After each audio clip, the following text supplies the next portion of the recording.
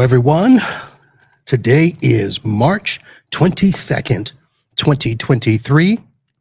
Tonight, I'm going to be talking about my time in Orlando at the XChange 2023 conference. And I'm going to be sharing the swag that I picked as the winner of that conference. And I'll be sharing an IT etiquette story that I've got with the client that I'm relieving and giving to another one. So it's a little bit of an offboarding, onboarding type deal. So that is going to be the show for tonight. Thanks for watching and or listening. Let's get to it.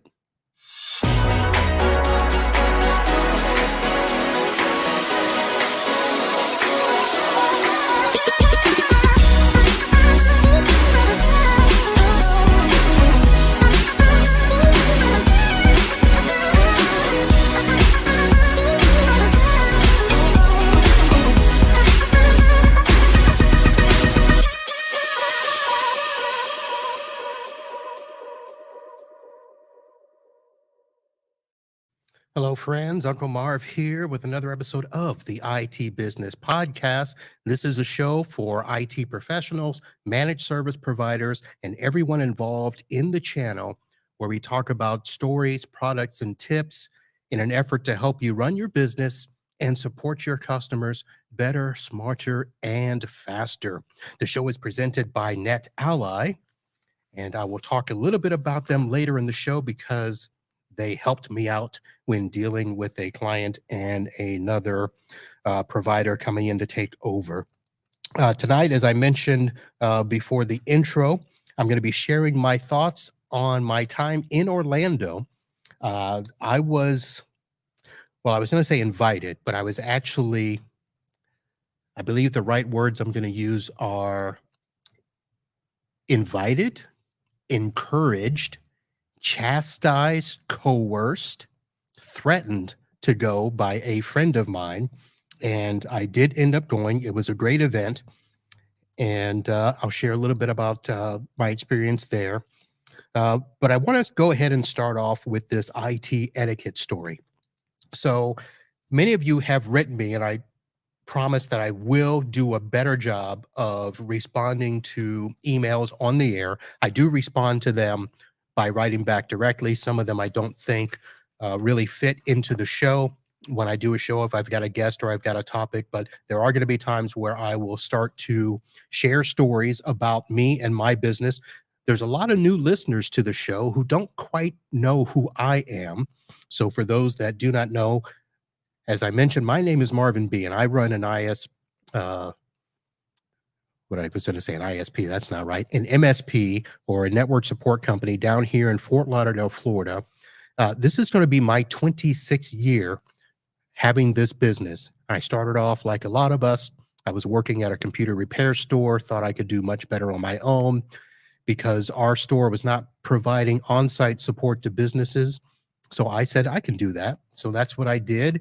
And without going into all the details, here I am 26 years later, still going strong, at least in my opinion, doing good, paying the bills. Wife is happy, got the house, got her pool. So doing well. But I forgot where I was going with that already. Such a great show. But anyway, for those of you that do not know, this is the podcast that originally was named Podnuts Pro. It was a show that was started by a friend of mine, Matt Rainey, who had taken a break and people were missing the show. I brought it back and we've changed it a little bit. It's now the IT Business Podcast. And we try to share stories with other providers in the industry. We kind of like an informal peer group. We bring vendors on the show and we do a lot of things where we just try to help each other, do what we do. When I started in this industry, people didn't share, people didn't communicate.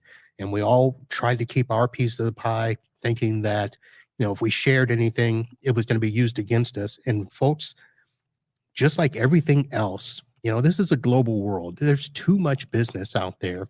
And, sharing your stories and experiences with somebody in a different state isn't going to ruin your business.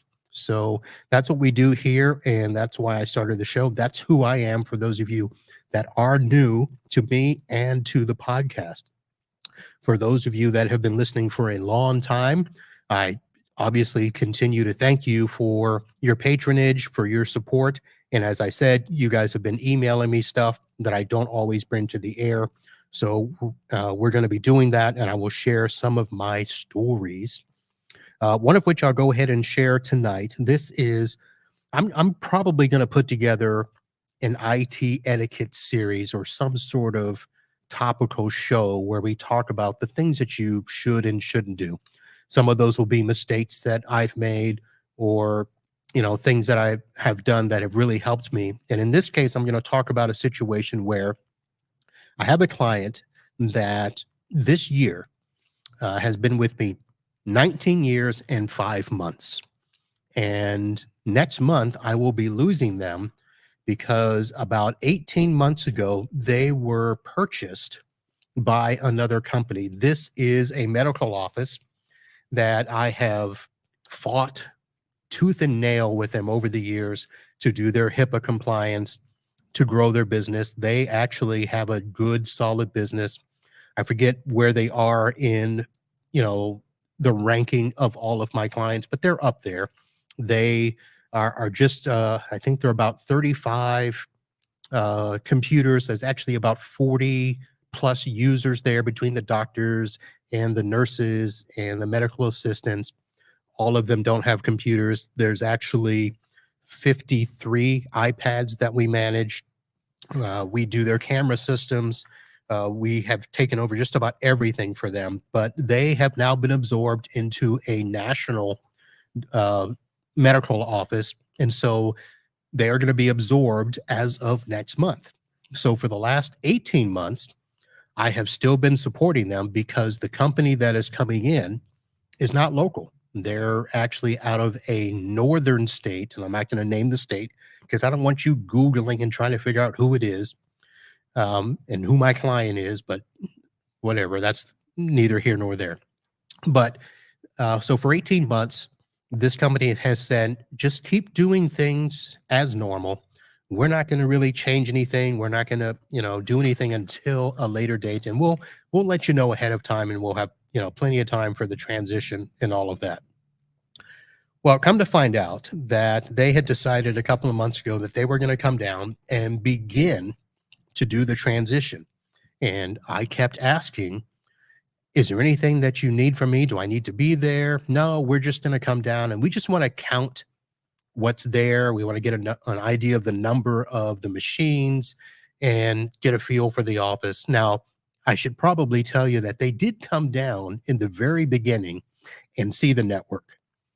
Not much has really changed. So they were aware of the network.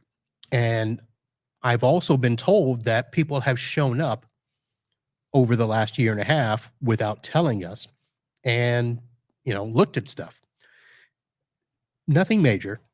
However, this time, again, I made several offers to be available for them, and they were told, nope, we're not going to do anything.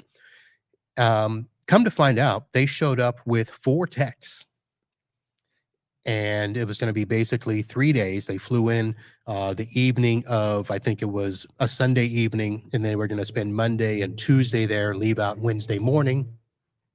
And Monday comes and goes, no big deal, nothing happens. They do send me requests for some passwords for things like email, the phone system, nothing to do with the network or anything like that.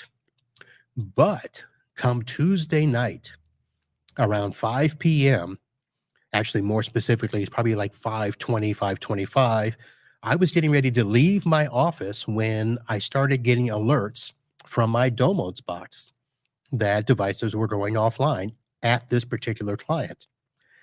And I wanted to wait a few minutes because they do have, issues with the Comcast. We are all part of the Comcastic internet service down here. So I thought, well, maybe it's Comcast, but turns out it was only certain devices in a particular part of the business. This business is set across 2 floors, and one floor, there are actually 3 connected offices because they had started out as one small office and then would add on and add on. So we just kept adding on offices. So it's not one cohesive network. It's actually, 4 networks that we've connected together. And so this one section was going down, and it was, of course, the main section. So stuff was going off, and went into my RMM and noticed that there were computers off, phones were off. And so I called the office manager to ask, hey, is there something going on over there? And she's like, oh, no, nothing. And I said, well, something has to be happening because I've got these alerts going off. And she said, well, why don't we walk around and see? So she walked into the main area where the bulk of the IT equipment is. And I'm not going to tell you where it is because you'll laugh and you'll be like, Marv, that's how you run your network? Yeah. Trust me, it's doctors. They're cheap and I keep them running. But needless to say, the technicians were in that area unplugging cables from the switches. And I asked, why are you unplugging switches? Oh, well, we just wanted to kind of consolidate cables and see if we can do this and that. I said, you realize you have stuff going down. Oh, all right. Well, we've plugged everything back in. And I said, yeah, but you probably didn't plug them back in the right places because those switches are VLAN. And the technician in charge was like, oh, well, that's wonderful. And I said, yes, it is. So we spent probably the next half an hour. I had to literally go into the switch and reconfigure the VLANs and the trunking and all of that so that we could get everything back up. And before we hung up, I said, okay, there's still a couple of things off. And they're like, well, everything's on here from what we can see. And I said, well, but I can see in my management dashboard, not everything's still on. And I said, it's really important because the person that you don't have connected is the computer and phone of the office administrator. And they're like, oh. So they quickly ran in and found where that was and plugged her in. And of course, she was there and she's like, what the hell are you doing? So, sorry for my cursing, but it was that kind of a situation. So needless to say, this is what the company was doing. Now, I tell you that story to let you know that this is a situation where I put in my notes for this show, don't touch my shit. And the reason I say it that way is this is a situation where I'm still running the network until they take over. And for the last 18 months, there has been no communication from this company on anything related to how the transition is going to take place. Now, I have it in place at my office. I have a checklist for this client in particular, but for most of my clients, I have a checklist. For this customer, I had to do a much more extensive checklist because of all the things we manage of my offboarding procedure. And I know what things I need to hand over to them. And I know in what order I need to get them stuff so that they can keep service running. I know that I've got my RMM, which has got my AV, my web protection. I've got server backups. I've got workstation backups. I've got the VLAN configurations of the switches. We've got Wi-Fi, Ruckus Wi-Fi access points with multiple VLANs on the Wi-Fi because we've got the iPads on one network. We've got the guest network. We've got these digital signs on another network. It's a lot for an office that for this company should really have been a no-brainer for them to do, but they did not ask me for anything. They did not investigate anything. And when I finally did have that meeting with them on the transition, it happened after this event. It happened because I asked them to have the meeting. And I said, guys, why don't you tell me what we're going to do when the transition happens? And they're like, oh, well, it's going to happen on this date. And we just basically, we're going to rip everything out and put in all new stuff. And I said, okay, that's great. Do you know what you're ripping out and what you need to replace? And they're like, well, we went through and took pictures and counted. And I said, okay, what about the services? What about email? What about the mobile device management for the iPads? Nothing. They knew nothing. So that was part one. Part two is when we got to reviewing what had happened that Tuesday at 5:30 p.m. when stuff started going down. I said, do you guys expect me to continue supporting this customer until that transition date? And they're like, well, of course, that's why we've let you do everything. So I said, so if I wasn't available or we did not respond to those alerts going down until the next day and you were forced to do whatever it is you needed to do to get the backup, what would you have done? Oh, well, we don't know. And it just struck me that here is a company that I don't know how many techs are in their IT department. I don't know how long they've been doing stuff. I know a couple of things because I've researched them, and this is a company that should be big enough and should have done this enough where they have gone in and taken over other companies and other networks. They should have known better that you need to know the environment that you're in, or at least have respect for the people that did the work before you, that you don't just go in and start unplugging stuff. I mean, this is a medical office that has to have HIPAA compliance. They should know this. I just don't think that they do. And this is one of the reasons why I'm like, I don't care how long you've been in business or how big you are or how badass you think you are. If you're going to do something as simple as unplug stuff without knowing what they are, you know what? That's a bad black eye on our industry. And it's what makes us look bad, which is one of the things that I just don't understand, that you're going to be that type of company and just come in and blatantly ignore, something that's been in place. I've run this network for 19 years, you know, and I've thought that I've proved to them over the last 18 months, I'm not just some schmuck with a trunk, you know, and throwing in stuff from Best Buy and, whatever. This is a network that I've put together meticulously and did as best I could with the resources that I was given, with the funds that I was given, because like I said, this doctor is, I'm not going to say he's cheap, but obviously, if we don't have to spend the money, I don't want to spend the money. But we did everything that we should have in terms of keeping them set up and running in a compliant manner, separating out the networks, doing the VLANs. We've got secure remote access. When I ask them about how they're going to handle that, they've got 4 or 5 people that work remotely all the time. And they're like, oh, we didn't know.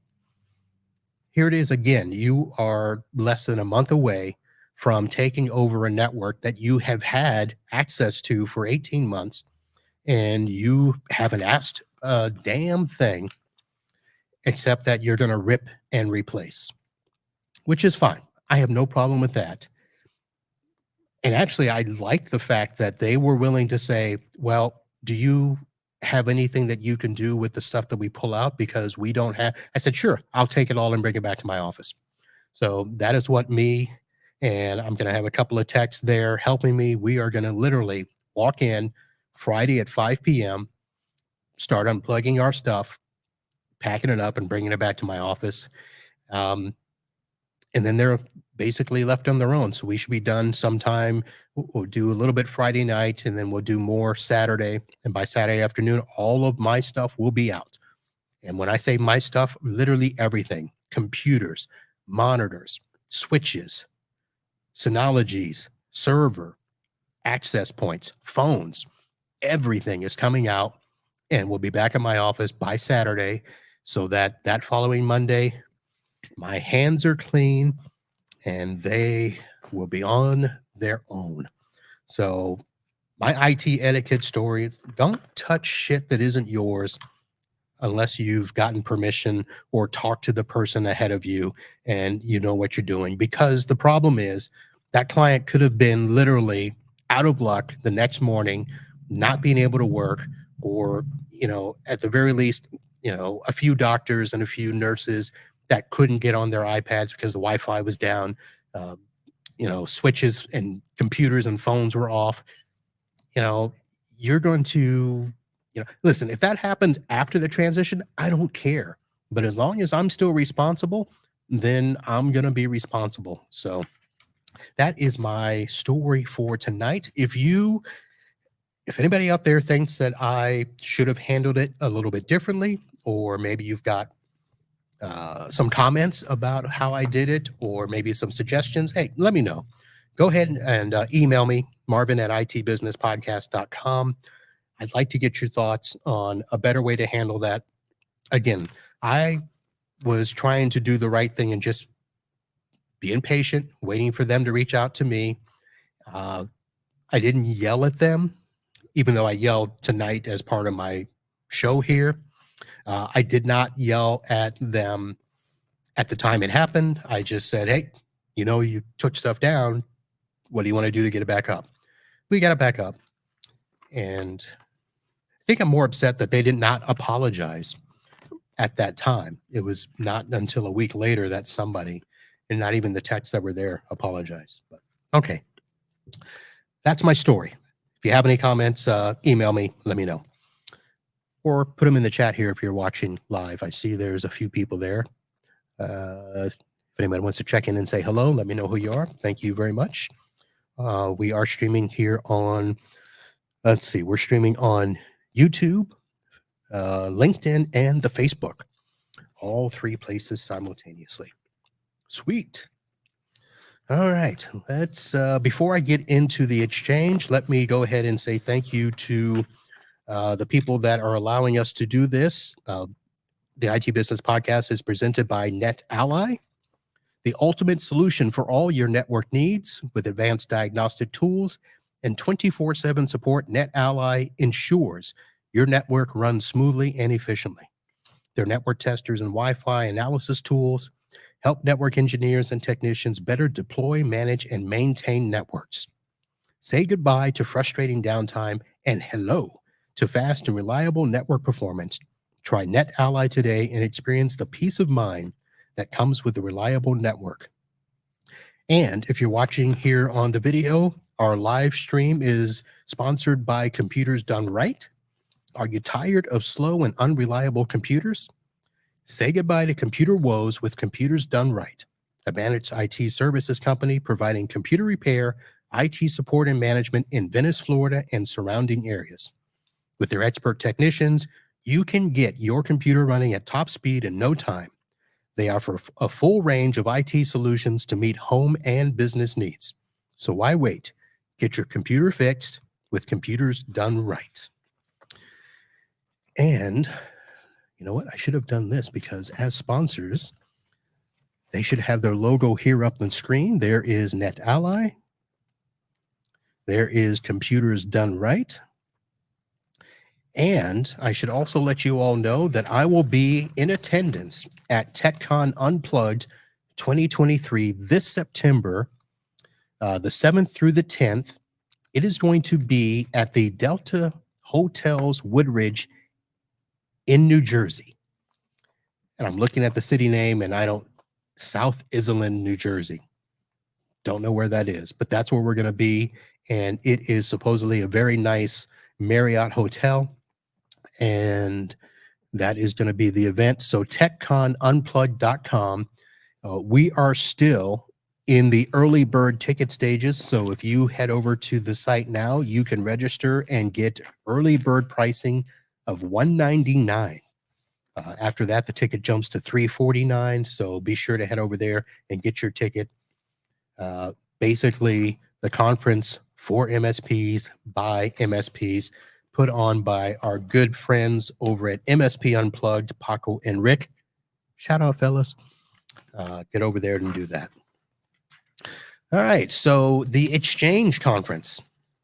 Ladies and gentlemen, I want to say for the record that the channel company, who is the company that puts on the Exchange Conference, my goodness, fantastic event, great event, superb location. It was at this Lowe's Sapphires resort. Folks, I can't say much about it. It is a fantastic place where they had this event. This is an event that, like I said, the channel company puts on. It is a place where IT channel decision makers, technology suppliers come together and discuss the latest trends, challenges, and opportunities in the industry. They have two events a year, the big ones, I should say. There's one in March and one in August. And it features, of course, keynotes, panel discussions. But one of the things that is different about this conference is that they do breakout sessions, which are not your typical breakout sessions. So they have what they call boardrooms, and you are put into rooms where I don't know what the average size of the room is. Our group, I think there were 17 of us, and these are sessions where you sit with these people the entire event. This took place over 3 days. It actually started on Sunday and went through Tuesday. So for 3 days, you go into this boardroom with this group, and I think we did 15 sessions out of the event. So, of course, you've got your keynotes, you've got your presentations, you've got your panel discussions, but the breakout sessions are these boardrooms. And what's different about this conference is usually when you go to a conference, it's you trying to figure out what you want to go attend and which rooms you're going to go see. And you pick your vendors and you run and do all that. Well, in this case, you stay in the same room. All the vendors come to you. So you don't have to, get up and choose or whatever. Now, the difference is you don't know until you get to the conference which vendors you're going to see. So that probably is the one thing that you would have to get used to. I will say, so when I was there, because this was my first event, I will say that it kind of felt like the IT equivalent of a timeshare meeting, because this is an event, and I'll say this, I should probably go back and tell you, this is an event that you can't just sign up and go. You can't just pay some money and go. This is an event that you have to apply for. In some cases, you have to know somebody to get approved, because not everybody that applies gets approved. So I have some pretty good friends in high places that, as I mentioned earlier, told me that I should go and basically badgered me for, I don't know, months and months. And it was a situation where, like, it's in Orlando. Why don't you just freaking go? So I went. And I will say this, even though I said it feels like the IT equivalent of a timeshare for 3 days, it actually was a pretty amazing event. I won't give away some of the other stuff because I'm not going to say that I shouldn't say it. I'm sure that you're allowed to say some of these things, but I just think that if you want to find out about this event, you need to go and look at the page. I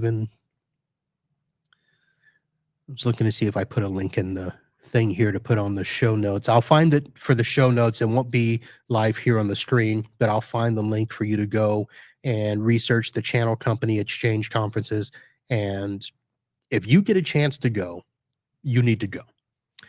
And here's also the other thing that I was going to say that's different about this conference. There are a ton of vendors here. Now, there are conferences that are bigger with more vendors, but most of the time, those vendors aren't always aligned to the IT space, the managed services space. The event that I had talked about previously a couple of months ago was the IT Expo. That's down here in Fort Lauderdale. It's actually a combination of multiple conferences. It's the IT Expo, it's the MXP Expo, it's some other expo, it's the Cannabis Expo. It's a whole bunch of expos. So when you go down to the vendor hall, there may be 100 vendors, but half of them have nothing to do with IT. They may be, 30 phone vendors. There may be, automation vendors. There may be, machinery. There's a whole bunch of vendors. I had no interest in seeing most of those vendors there. There were a few that were IT related, and they were good. Actually, I saw my good friends Scully and Miss Perro there. We had dinner. I talked about that earlier and showed that in a previous episode. But for the most part, it wasn't. This event, XChange, all IT channel vendors that you love. Some of them old hat, some of them emerging, some of them you may not have heard of because remember, it's a big channel, but it is literally geared towards getting you in front of as many vendors as possible. Uh, and like I said, we had board meetings, and if I remember correctly, we had 15 board meetings where vendors came to us, and it wasn't always a pitch. It was educational. We could ask questions and interact. Um, but these vendors obviously paid money to get us there, and it was a good event. There was also opportunity to hang after the sessions. We had vendor dinners. We had a nice, big, huge event to close the conference on Tuesday night. Karaoke bar, and no, I did not sing. Piano bar. There was another bar I didn't make it to because I don't bar hop. Food, fantastic, lovely place. So that is the XChange conference, a must-attend event for anyone in the IT industry. Now, you may only want to go once a year because, like I said, it's intense. It is vendors in your face all day, every day, and you better have staff back at your office because you will not have time to sneak out of a session and go do a repair remotely because that's the way it is. Now, I will also say that many of you have started to pay attention to my swag collection because what I have started to do over the years is when I attend these events, I will go and grab all the swag I can. Now, why do I do that? I don't know. I just thought it was a cool thing to do. I like to get stuff from the vendors. Now, I don't wear the shirts. If you've ever seen me, you notice I don't wear vendor shirts, but I have started to collect them, and they are, I know you can't see it, and I'm pointing up to nothing. And if you're listening by audio, you're like, dude, what are you doing? So I am starting to hang all the vendor shirts from the rafters in my new space in the old tattoo parlor that we got booted out. So I'm starting to hang all the vendor shirts up there. I do have a question. If somebody has been collecting socks from all the vendor shows, so I've been collecting the socks, but I don't wear the socks. I had thought about giving them away to family members because we have a cabin that we go to every December. And I thought, hey, this will be a cool thing to just show up with all these cool looking socks from all the. They're not going to wear those socks. I'm sorry. I'm not going to wear the socks. So I'm thinking the way I've just started hanging shirts, I can't hang socks. So does anybody have a good way to display socks? So I'm going to do something where I'm like, hey, here's all the vendor socks and all of that.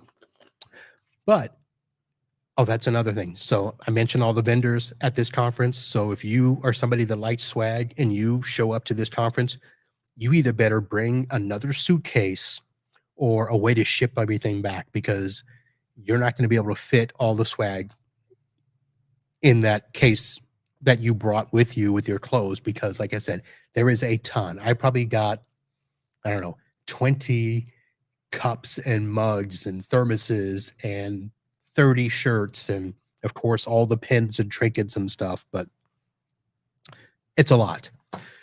So let me tell you about what I thought were some of the cool swag things. Now, these are not all winners, but they're kind of honorable mentions. And I'm going to hold up first this little pin looking thingy with the green spiked hair. This is a pin from Wasabi, and they actually had two pin looking items. And I've got in one hand the pin. It's a white pin with the Wasabi logo and the green person with a thumbs up. And then they've got another thing that I thought was a pin, but it's not.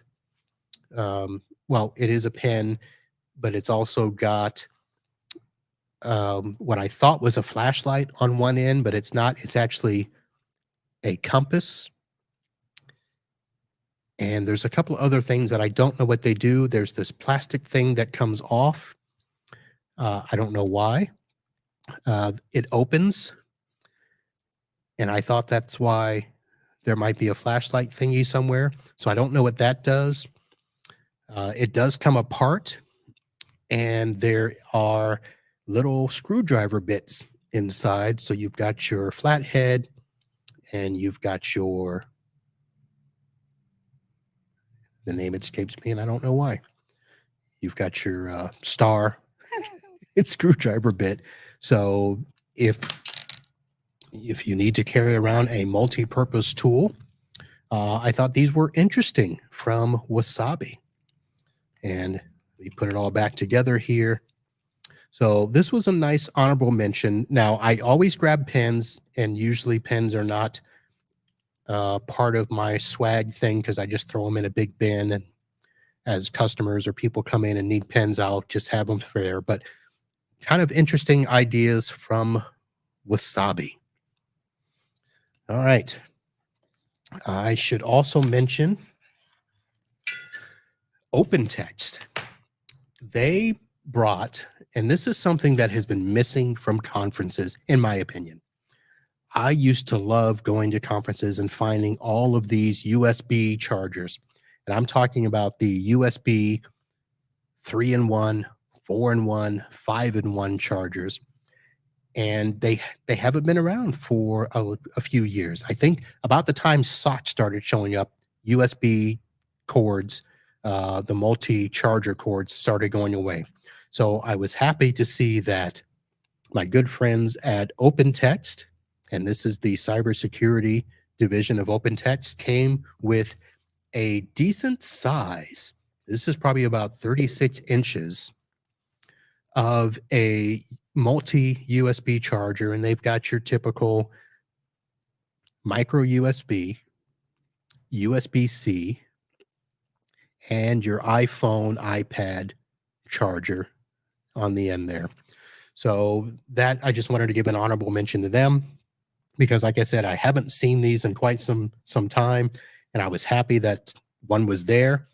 There were others there, but this was the only one that was, like I said, this is, some of them are only like 6 inches. You can't really, charge your phone and do everything in 6 inches. But a nice long 36-inch multi USB charger from OpenText was a nice addition there. So I want to say that I was going to give props to my good friends over at PAX8.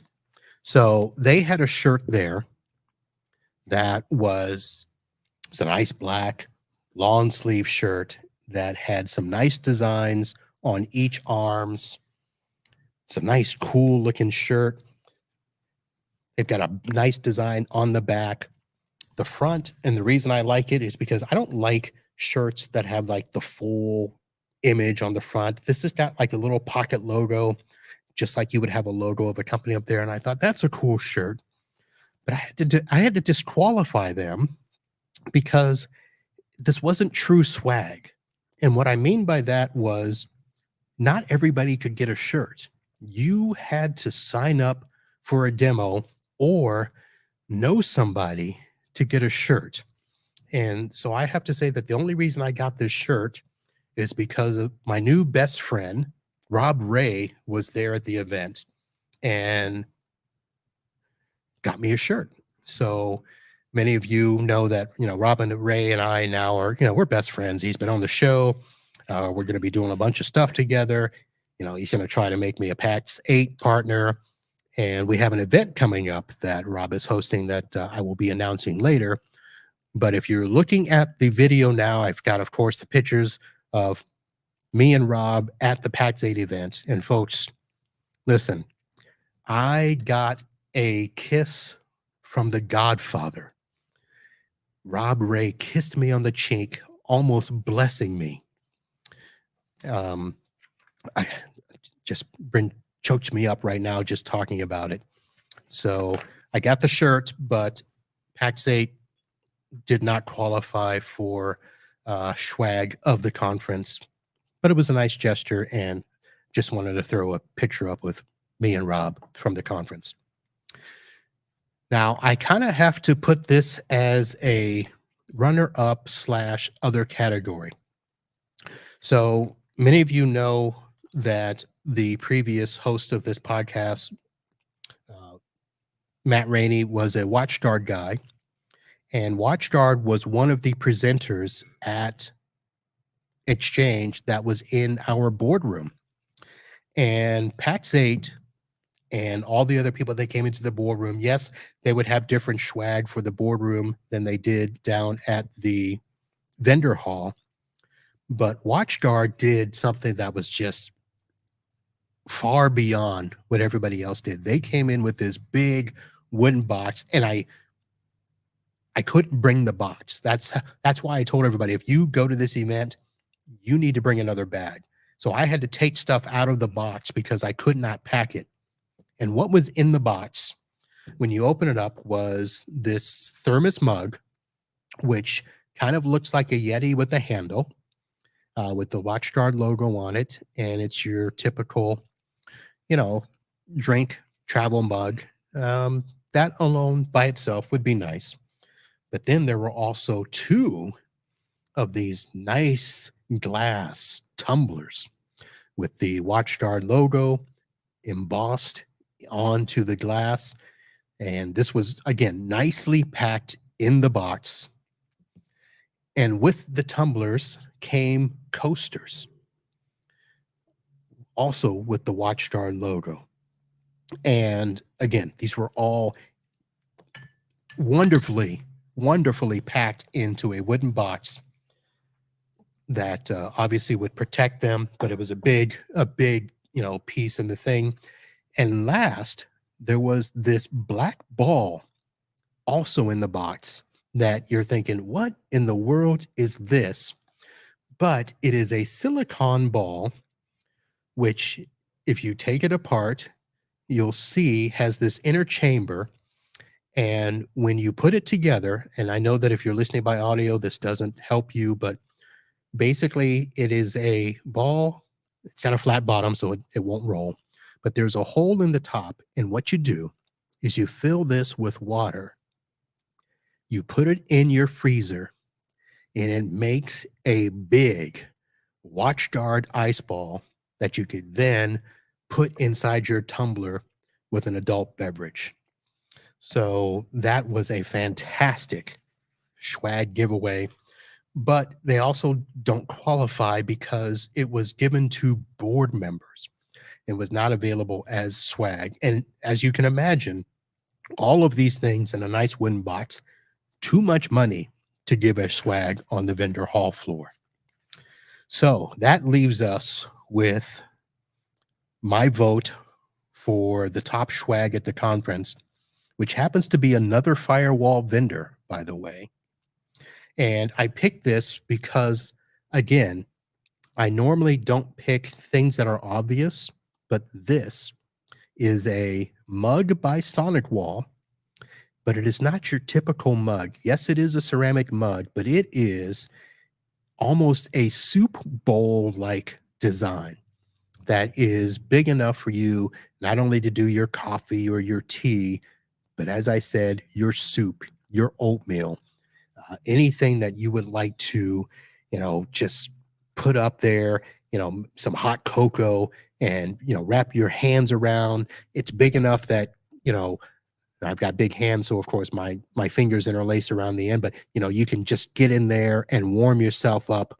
And this is a nice ceramic mug by our friends over at Sonic Wall. And of course, now I got to reach out to them and see if they'll come on the show and talk about this. And I went to go see if this was something that anybody could get on their own. But even though Sonic Wall has a Sonic Wall store, I did not find this in the store. They have a whole bunch of other stuff. I don't know if you can just buy it, at random, or if you have to be a Sonic Wall employee. But yes, Chris, a comment from the chat. This is a mug with some heft. a nice morning adult beverage. So Sonic Wall gets my vote for best swag at the XChange 2023 conference. So you can hear it hit the desk. That is a nice mug. So that's it for the XChange conference and the swag. Talked a little bit more about it than I thought I would, but that's it. So, that is the sound of the gator. Yes, that is the new sound of Florida Man. And because I don't have a guest, I obviously won't be doing a Florida Man challenge, but I wanted to read to you this story. And I wanted to let you guys know that this is the legend of Florida Man. First of all, it's going to be exploited on Netflix because they just started a series on Florida Man, and it's going to be a good one. We'll talk about that later. But this is how I want to explain Florida Man tonight. They say that lightning does not strike in the same place twice. Well, tonight's story is going to prove to you that it does. So here's a story that has the title, Florida Man Uses Pizza to Slap Girlfriend on Her Face because she tried to throw away his pizza. And this was a man that was arrested by the police in Charlotte County, Florida, back on September 23rd, 2020. The victim told the police that her boyfriend had told her in an angry way that she should not throw the dinner away. She threw the box on the ground and told the police that he picked up the pizza, got into a temper, pulled a slice, and hit her on the face. So he was charged with domestic battery. So this was a story in September 2020. I want to read you a story from March 17th, 2023. A Florida man in Marion County, Florida, is facing a battery charge after he allegedly slapped a woman with a slice of pizza during an argument. On March 17th, deputies responded to a Marion County home for a possible domestic disturbance after receiving a 911 hang-up call. When they arrived, they found the suspect, 39-year-old Ortello Alfonso, outside the residence. He told law enforcement that he had gotten into an argument with the woman. When deputies spoke with the woman to confirm what happened, she told deputies that Alfonso became upset about her physically disciplining someone on his bottom area and struck her in the face with a slice of pizza. The report doesn't say who she's accused of disciplining, obviously a minor, but deputies say the woman's shirt was covered in pizza sauce and pizza remnants were found in her hair and ear area. And inside the home, officials also found pizza sauce on the walls and the ceiling of the kitchen. Alfonso was detained in handcuffs. He had later admitted to striking her with the pizza and was arrested on a charge of simple battery. So there you go, folks. Lightning striking in Florida twice. Two men slapping their women with slices of pizza. One in 2020 and another here in 2023. Fantastic. All right, that I think is going to do it here for the show. I do want to go ahead and mention, so I mentioned that I had gone to XChange. I had been to the MSP Expo. I don't know how many events I will be visiting this year. One of them will be coming up this later in June as ASCII visits St. Petersburg, Florida. So I'm going to let you know about that one. So if you are going to be in the Tampa area, so Tampa, St. Pete, Clearwater, June 21st through the 22nd, I will be there for the ASCII event. It is now called ASCII Edge. It is no longer the Success Summit. So if you go to ASCII.com/events, you can see all of the dates for the upcoming events. Today, I believe, they started the event in Atlanta. So today and tomorrow, ASCII is in Atlanta. And then next month in April, on the 19th and 20th, they will be in Dallas. So you can do that. I do want to say that, let's see here. I probably should have done this for the exchange talk, that I do want to say to the vendors. Now, I know that since the event, vendors have been calling my office, and my gatekeeper has done a fantastic job of, I don't want to say keeping them away, but we had talked about the fact that I needed a couple of weeks to kind of get back involved with the business, get some projects caught up, stuff that I could not do while I was in Orlando. So I asked her to make sure that the vendors knew that, hey, needed some time, couldn't talk to everybody right away. Remember, there was 100 plus there, maybe 130. I don't know. It was a lot. So, of course, I can't talk to all of them. So I do want to say thank you to all the vendors that have been patient, that have either, just sent an email, asked me, to let them know when I would be willing to talk. Those that have been, kind enough to say, okay, we'll call back later. Some of you, of course, don't listen and call and email every day. Yeah, stop it. But it has been fantastic. So normally I don't do vendor trials until the end of the year, because as you know, I like what I do. It works. I don't want to change until I have to. But I'm in a situation now where I'm going to probably have to do a lot more trials this year than before. We just placed an ad earlier this week for a technician because it is time. Uncle Marv needs some help. I've got to, get another technician in place to help me do some stuff so that I can support my clients. We just added a client, even though I'm losing that one. We added another client that is 60 users, uh, 60 stations, Macs, iPads, Wi-Fi, 2 locations. It's a nice little client. So I need some help. So it's time. So we are hiring a tech, and I need to now get serious about something as simple as a PSA. Didn't need it when it was just me and my subcontractors, but now need to do it. So I will be demoing Synchro MSP next week. So just so that you guys know, oh my God, is he really? Yes, I am. Now I'm also demoing the MSP PSA program that comes with Enable, who is the RMM that I use. So I am going to see if the MSP manager that works currently with my Enable will be enough, and if I stay with where I'm at, or do I make the jump over to Synchro? So I know that a lot of you use Synchro. I've had them on the show. They are actually an affiliate of the show. And I have a referral link that if you also want to demo Synchro, you can do that. And the code is ITMarv. And I'll have a link in the show note that if you too want to demo Synchro, we can do it together and share notes and stuff. Of course, if you use Synchro and you want to say, Marv, man, let me tell you what it can do, tell me. Send me an email, send me a message, and talk to me about Synchro. I will be demoing them. I don't know. I think it's 21 days. I may ask them for some more because I need some time.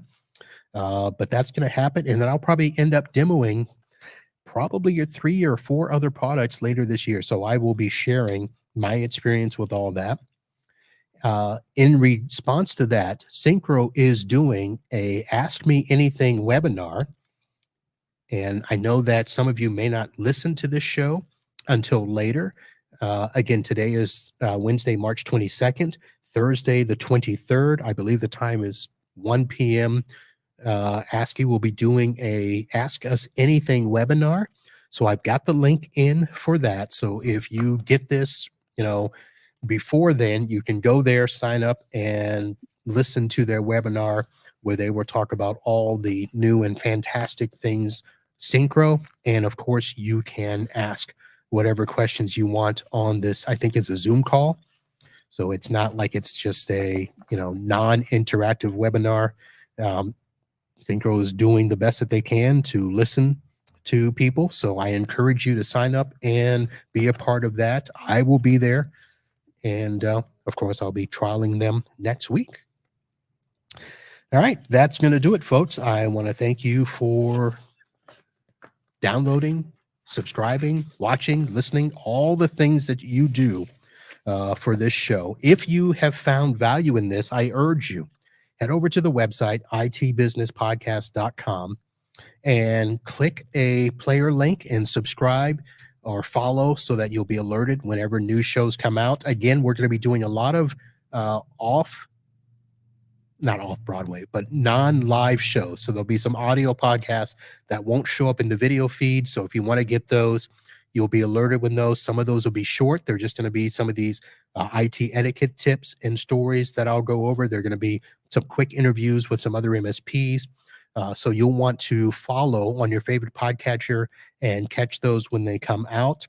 I've also added the sponsored tab back to the website. And I did that because, you know what, I would like to get some assistance in taking care of some of the bills that come with the show. You can, of course, shop on Amazon by clicking the link on the page there where it says Shop Amazon, and all the purchases that you make will bring back a little bit of commission to the show. That is there, but also the sponsor page where you can visit the websites of the sponsors and affiliates of the show. So you can click on NetAlly, Computers Done Right. The Syncro affiliate link that I mentioned is there. You're going to find a new affiliate link for Auvik. Yes, Auvik, the network monitoring company. I use Domotz, but again, this show is not really just for me. It's for all of you out there as well. Some of you may find value in Auvik. I will be talking with them a little bit later. We'll get them on the show and see what they have. But if you are interested in Auvik and want to do a demo with them, there is an affiliate link there. So I would appreciate it if you guys head over to the sponsor tab at itbusinesspodcast.com and find ways that you can support the show, share the show with your friends and colleagues, and let me know what things can we do to help you and your business. Vendors, what can we do to help you reach MSPs and learn what it is that we need to run our business? Right now, we are going to be all about making things better, smarter, and faster. That's going to do it for this show. Thank you again. I will see you next week, same time, same channel. And until then, holla.